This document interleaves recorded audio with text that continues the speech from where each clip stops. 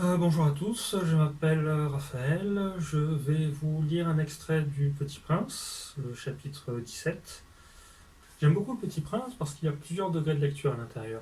Bien que ce soit un livre dirigé vers les enfants, il y a plusieurs degrés de lecture. C'est un livre qui aborde énormément de thématiques pour adultes.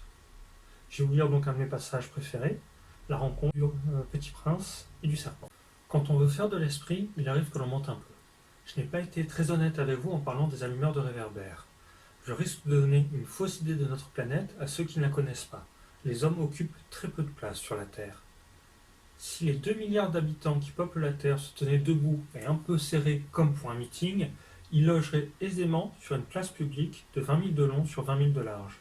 On pourrait entasser toute l'humanité sur le moindre petit îlot du Pacifique. Les grandes personnes, bien sûr, ne vous croiront pas.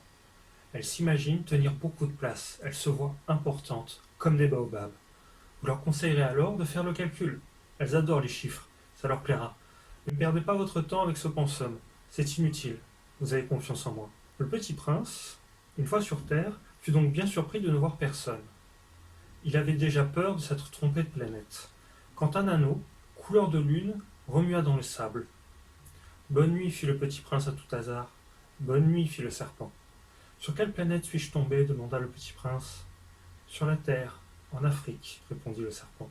Ah, il n'y a donc personne sur la Terre? Ici, c'est le désert. Il n'y a personne dans les déserts. La Terre est grande, dit le serpent. Le petit prince s'assit sur une pierre et leva les yeux vers le ciel. Je me demande si des étoiles sont éclairées afin que chacun puisse retrouver la sienne.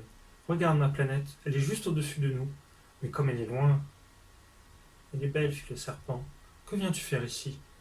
J'ai des difficultés avec une fleur, dit le petit prince. Ah, fit le serpent. Et ils se turent. Où sont les hommes reprit enfin le petit prince. On est un peu seul dans le désert. On est seul aussi chez les hommes, dit le serpent. Le petit prince le regarda longtemps. Tu es une drôle de bête, lui dit-il enfin, mince comme un doigt. Mais je suis plus puissant que le doigt d'un roi, dit le serpent. Le petit prince eut un sourire. Tu n'es pas bien puissant, tu n'as même pas de pattes. Tu ne peux même pas voyager. Je puis t'emporter plus loin qu'un navire, dit le serpent. Il s'enroula autour de la cheville du petit prince comme un bracelet d'or. Celui que je touche, je le rends à la terre dont il est sorti, dit-il encore. Mais tu es pur, et tu viens d'une étoile. Le petit prince ne répondit rien. Tu me fais pitié, toi, si faible, sur cette terre de granit.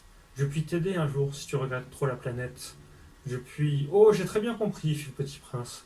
Mais pourquoi parles-tu toujours par énigmes? Je les résous toutes, dit le serpent. Et il se tut.